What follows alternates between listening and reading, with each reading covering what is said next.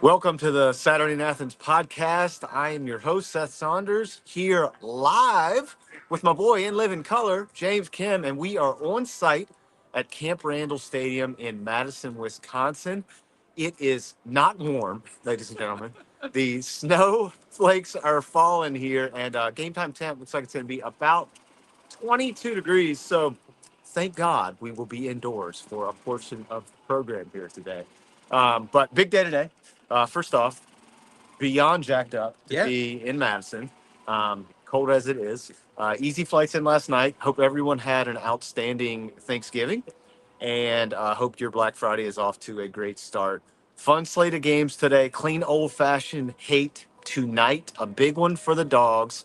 As we have talked about before, they control their own destiny now. So they win and they're in, baby. It's just it's Al Davis all day. Just win, baby. Just win. So win tonight, next weekend win in Atlanta, and then rest up, get healthy for the start of a new year and unleashing some hell in the playoffs. So that's the deal for the dogs, and we will talk about that a little bit later. But for now, let's talk a little bit about this one. Yeah. Big rivalry game. This is the start of our, as Reese Davis would say, B1G, Big Ten road trip. We're starting here in Madison, Wisconsin today for the battle for Paul Bunyan's axe. The Badgers and the Gophers. Everyone is out and about early today. 11 o'clock local kick. The music is playing. We've seen some people out tailgating. Saw a guy walking in. We have to talk about Yes, this. we do. All right. Our boy had a panel truck set up in the parking lot, and he's unloading this thing.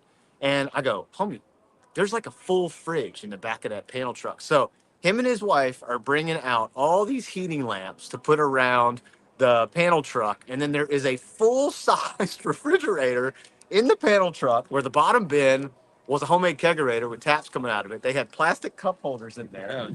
Beautiful. They were Beautiful set up. What we probably should have done instead of doing this outside the stadium was we should have just sat in the back of their truck right by the refrigerator so we had full access to the tap and just rolled from there. Maybe that was a rookie move to not do that. But anyways, he's the MVP of the day so far. So Yeah. far. Yeah, their setup was electric. The game today is a big one. Obviously, both of these teams have not had the seasons that they want to have, but a monster rivalry, one that both institutions care about. Yes, a ton. very much. We've already seen the Gopher-clad badge overall wear. Yes, everyone. Everyone. Yeah, everybody's ready. So let me get your first impressions of Madison, the town itself, and of the campus, and of the athletic facilities, because we saw the basketball facility, practice field out here outside of Camp Randall, and then obviously the outside of Camp Randall itself. So Beautiful campus. Obviously, can't wait to get inside the stadium, see what that's like. Beautiful practice facilities. I mean, it's just, I love how it's spread out. I mean, we both went to smaller schools in Virginia. So, but beautiful campus, very old, historic buildings. Love that. So, beautiful and historic is the best way to put it to me. yeah, sits right on Lake Mendota too. We were driving around campus this morning, and the cool thing is they have a union. They're like student union that sits directly on the lake. We saw a bunch of residence halls that sit on the lake. I mean, it's just incredible. It's awesome too if you come when it's warm because you go sit on the terrace of the union, have you a picture of spotted cow, and enjoy the lake. Fun fact about the University of Wisconsin at Madison: this is where they filmed the movie Back to School with Rodney Dangerfield. Did not know So that. hashtag Triple Lundy for any fans out there. That's going to age me. If my gray beard isn't already aging me, that will age me for sure. Yeah, I'm excited today. You know, we've been longtime PJ Fleck advocates for the Yes. boat. I think Luke Fickell's a good leader for the program here at Wisconsin. Obviously, things haven't gone as they would want them to. Fired their offensive coordinator, trying to figure some things out. But I think this is kind of one of those bring your own juice type games, big time rivalry. I just think it's going to be a fun matchup to watch, and both teams kind of smarting a little bit with the way their season has gone. How about Minnesota last week putting up a fight against Penn State? Yeah, I mean, Minnesota played great last week. Realistically, I mean, Franklin knew that if they gave the ball back to Minnesota, I think they thought that they were going to lose. That's why he went for fourth down 3 times, faked the punt, then 2 more fourth downs. Minnesota played really well. Deserved to win that game. Yeah. So Franklin knew the season was on the line, and they didn't want to give the ball back. Yeah, I agree. I think he knew that if they win that game, their playoff ticket is pretty much punched. And so, yeah, I mean, look, gutsy calls, good for them. I thought Minnesota had some opportunities and just didn't fully take advantage of it. I mean, home field, home field in college football is such a big deal, and I don't think it gets talked about enough. I think going on the road and doing well is difficult and should be rewarded. I think that's one of the things that Georgia kind of has to hang its hat on. If you go to Texas and get a win there Yeah. against the number one team in the country at the time, obviously the committee doesn't think that No, was as not big at of a all. deal. Let's talk a little bit about that. What were your thoughts on the rankings this week? And I think you and I are both pretty clear, at least from the Georgia lens. Rankings don't matter. Who cares, right? But I think Yes. just from an overall global college football perspective, what are your thoughts on where it is and where it sits? Basically at this point it's a loss column. I mean, other than Indiana, it's what your losses are. Yeah. And that's why I'm not one of those people who thinks that you shouldn't want to play in the SEC championship or the conference championship games, but I think the loser of that championship game will get punished this year, just as it has every other year for like the Dogs have been punished in the past. But if a team has a shot to get in the playoffs, I think that they will get punished. Third loss. So whoever it is, if let's say it's Texas A&M, Texas A&M will get punished if they beat Texas tonight or tomorrow.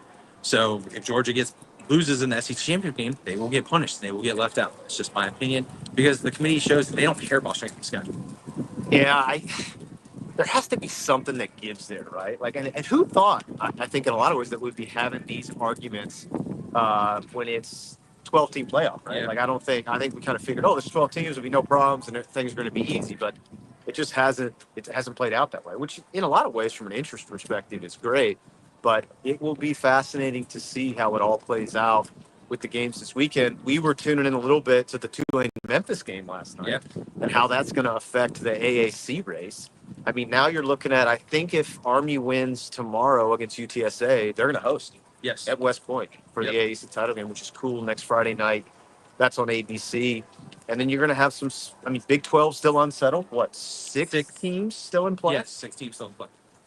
Yeah, man, it's been a wild ride this year. So Love it. Love it. Yeah. Absolutely love it. Yeah, Been a great year. it's been a great. I can't remember. I mean, the last year that was like this was 07, right?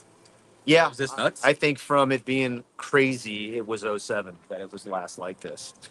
Let's talk about the Dogs. How do you feel about the night game matchup against the Ramblin' Wreck tonight?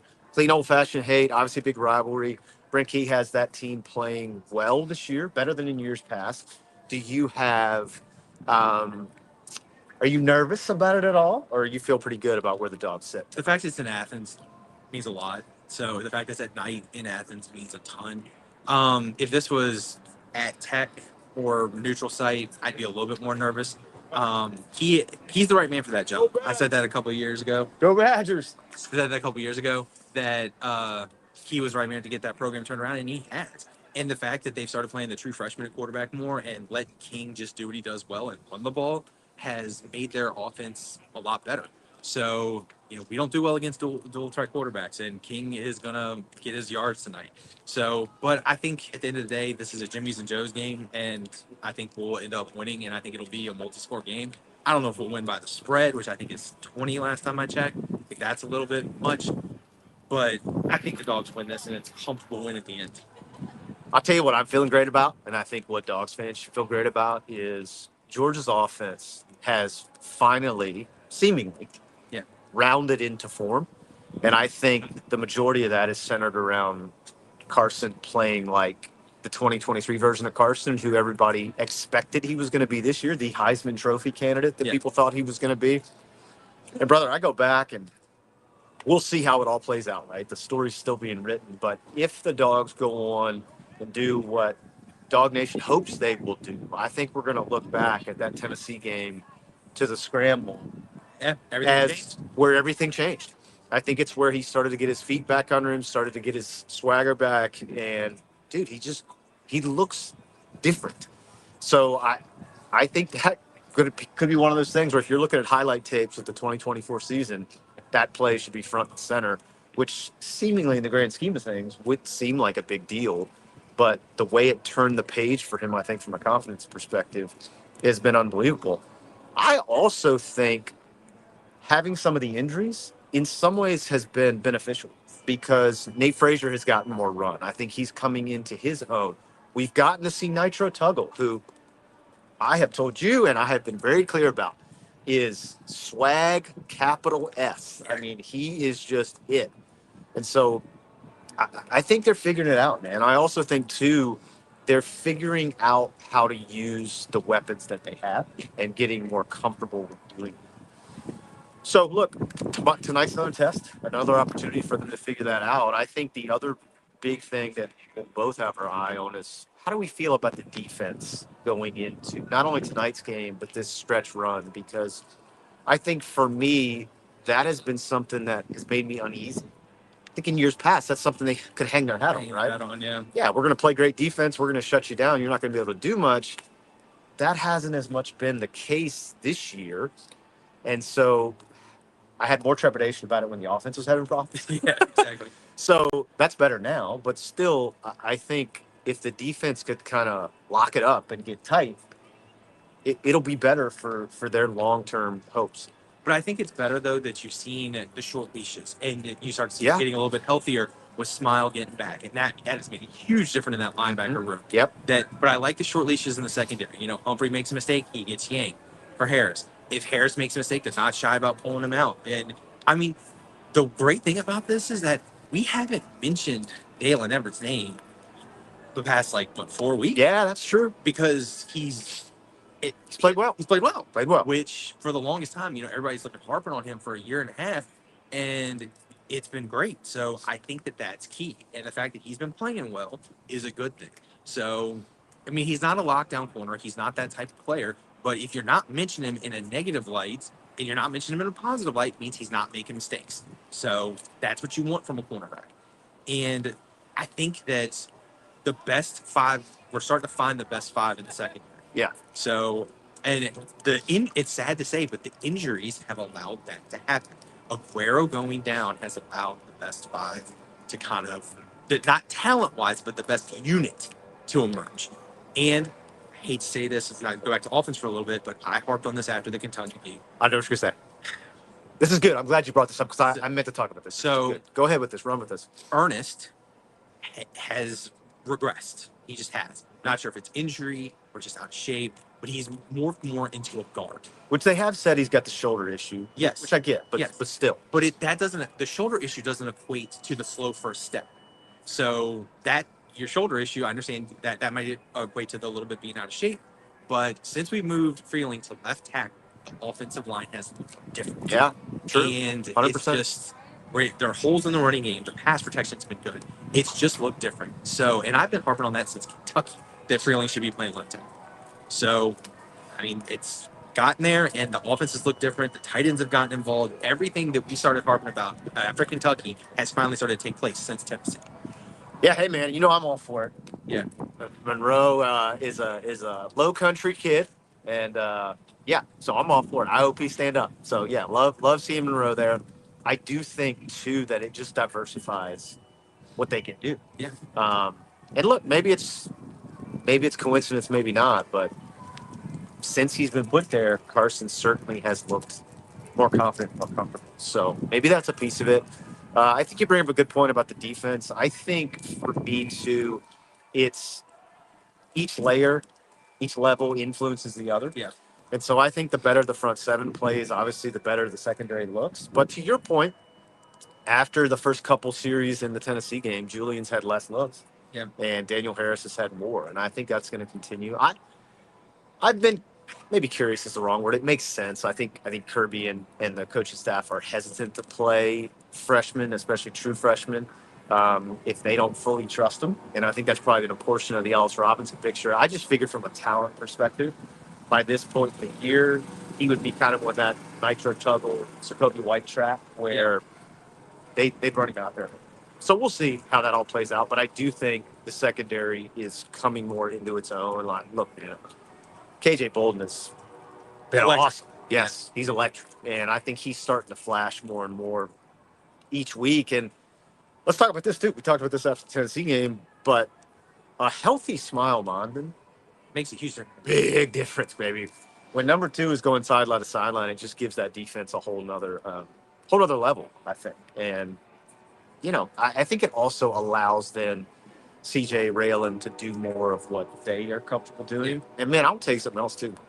Ray Wilson over the course of the year hasn't been talked about a lot, but I think has steadily gotten better and better Yeah. and better. And then we're also seeing the emergence of Chris Cole, who I think is going to be an absolute animal. So yeah, man, this is the cool part I think about the elongated season with the playoff. Is you and I have talked a ton throughout the course of the show for over 4 years that look, man, a college football team is living and breathing. It's constantly growing and changing, and I think this team has probably taken a little longer than most to figure out what they are and figure out what their footing is and all those things. But I think it's happening, and I think at the right time. So let's talk about another matchup today on Rivalry Weekend. Hold on 1 second. We actually got a question.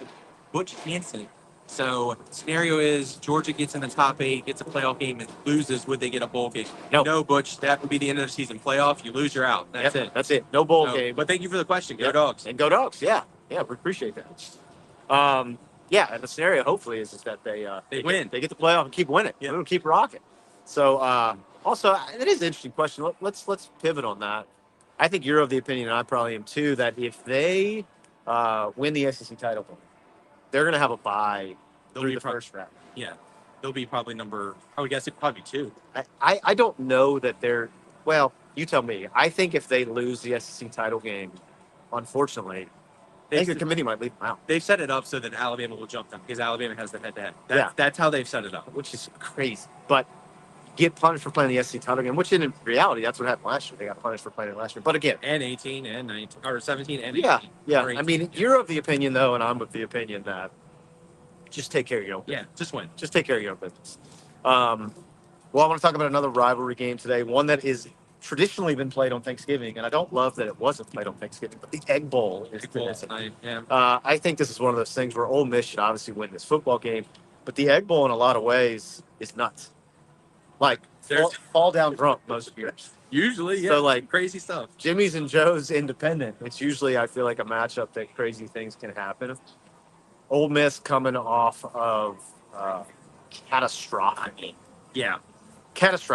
loss. I guess you look at it that way from that lens. And the other side is Florida and DJ Lagway look like a competent football team. Yeah. Which again, home field, man, they were in the swamp, but Lane just, I don't know, man. Like, can't get out of his own way sometimes. I'm not sure that game was on Lane. Like, I watched a good chunk of that game. Jackson Dart just was, I mean, it wasn't just the interceptions. There were several other ones that should have been intercepted. Yeah. That was just a bad game. He was putting the ball in harm's way all game long. It's like, as soon as it got tight in the, second quarter, it was like he felt all this pressure and couldn't get out of his own way. Yeah. And they could not run the ball at all. Jackson Dart led the team rushing last week, I'm pretty sure. Yeah. Or at least he did through 3 quarters. So, I mean, he just put too much pressure on himself. I mean, he was putting the ball in harm's way. And it was a close game all the time. It wasn't like they were down by 3 scores and they had to score quick. You know? Yeah. But that's how he was playing. Yeah, it's interesting. That was one of those games where you kind of thought, man, this could happen, especially after Florida played well against LSU, and you thought, wow, Ole Miss got to go into the swamp and tough scenario there. And so I will say I wasn't super shocked about that result, but from a college football player perspective, it's surprising. And I think Ole Miss controlled their own destiny. Obviously, kind of screwed the pooch. Also, Georgia being in the SEC title game, so many things had to happen. Yeah. It's just wild. So this college football season has not been lacking for surprise and intrigue, and that was certainly the case last weekend, and I think will be this weekend as well. I want to ask, too, about just from, I think, a national perspective, where do you sit on the Indiana puzzle right now after how they played against Ohio State? Do you think that was an indictment on them, or do you think they showed enough to say, hey, we're still one of the 12 best? If Ole Miss, Alabama win last week, it's a different conversation. It's a different conversation. Yeah. With the losses, Indiana's. I mean, as long as Indiana wins tomorrow, Indiana's. Unless somehow Purdue pulls off a massive upset. Yeah. Which, I mean, neither one of us expect. That's under the lights in Bloomington tomorrow. Indiana. And we will be there. Yes, we will be there. Yes, we will be there. Indiana's in. So, I mean, Indiana against a competition like that is what we expected, but that game was weird. That was just a weird game. I mean, Ohio State realistically dominated that game from start to finish, other than that first drive by Indiana. Yep. They had a fourth down stop. They turned the ball over in the red zone. I mean, it could have been a lot worse. Yeah. It could have been a lot worse. It could have been. Yeah, I think that's true. It's funny because that first half, realistically, if they don't drop the punt snap, it should have been 7-7 at half. Yes. 7-7 at half with Indiana having no semblance of offense after the first drive. Their defense played pretty well. I think they only gave up 320 yards for the game. It's just they just didn't look like a factor, and I do think there was a lot of Jimmys and Joes. Yes. I just think they were outmatched, and I think that's in some ways to be expected. I think we saw the same proposition at Yankee Stadium last Saturday. Yes. When our G5 darling this year, the Army Black Knights, just got. I mean, they got exposed, man, and it's just an athlete's thing. They just didn't have the edge talent to combat Notre Dame, and it was very evident from the start that this is going to be a long night if you're a fan of the Black Knights, which is tough, but they still got some things in front of them too, because they beat the Roadrunners tonight. They host next weekend. They're looking at a 12-1 season going into Army Navy in 2 weeks. I still think they're on the outside very much looking in from a playoff perspective. I think that's Boise State's spot to lose, but yeah, we'll see on that. So, so we talked about the IU Purdue game tomorrow night, and that is one that we will be at. Yep. We will be in Bloomington. We're driving there after the game tonight. And first off, excited to see that town. I think that's going to be a scene. I know that the different bars like Nick's and Kilroy's and all these different places are going to be hopping and a ton of fun. And obviously, if you're a Hoosier fan, there's still a ton on the line. Yeah. I think, to your point, they win tomorrow night, they're in. Yeah. I don't know that there's much question around. And depending on what happens in front of them, they may host. Yeah. And really, if there is some chaos tomorrow, which I don't think either one of us really expects, they still have an outside shot to the Big Ten title. Yes. I don't think that'll happen, but it's out there. So there's still plenty for them to play for. I'm excited about that. I think that's going to be fun. We're the snow just keeps coming down. Like, it's beautiful. These two Southern boys are not equipped for this at all. Now, I have on more layers than I care to admit, and I'm still freezing. Let's just say it like that. I'm good. Let's ask this. What are you looking forward to today? In all honesty, I wouldn't have this any other way. The fact that we're here for this game, and it's snowing and cold enough to be the Arctic tundra, seems perfect. Yeah. There's going to be a gigantic axe on the sideline today. Yes. That the winner of this game is going to take home. Scale of 1 to 10, how fired up are you for jump around in the fourth quarter? Oh my God, I can't wait. I cannot wait. Yeah. I'm very much looking forward to that. I just think it's going to be a cool experience. It's also, man, we love college football. Yes, we do. And we love the culture of it. We love the whole experience of it. And to be in this town and kind of see them doing their thing and be around these two fan bases, just going to be awesome. And I think this stadium is going to be today. We were seeing the Wisconsin band members riding bicycles to the stadium today in the snow with like trumpets sticking out of the back of the backpack and stuff. So yeah, it was a great start. They're walking in right now. Yeah. Here comes the band. They're ready. Man, people are bundled up, y'all. I mean, we're talking blankets, full face covers, the whole deal. So actually, we're like studs right now for having faces open and everything. I do have about 2 hand warmers already live and active, and maybe like 8 more to go in my other pockets. But all right, well, look, that's all I want to talk about. Yeah. Getting ready to go in the stadium, see what? Getting ready to go in the stadium. We're going to post videos and stuff the rest of the day.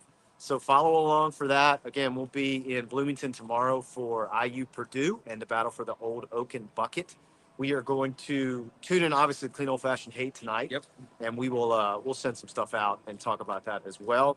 And then, who knows? Maybe we'll shoot another show tonight, or maybe we'll just hold it for tomorrow morning. Probably. Yeah. So the next episode, tomorrow's episode, will be episode 200 of our show. So seminal moment. Your boys started this show like 2 weeks before COVID in 2020, and it's continued to grow. And we certainly appreciate all of you tuning in, hanging out with us, and listening.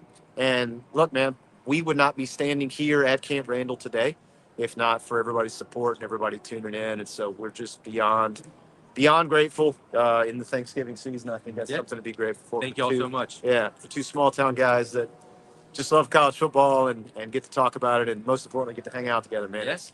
It's awesome. So we appreciate y'all. We hope y'all have an outstanding day. Ain't nothing finer. Go Dogs. Go Dogs.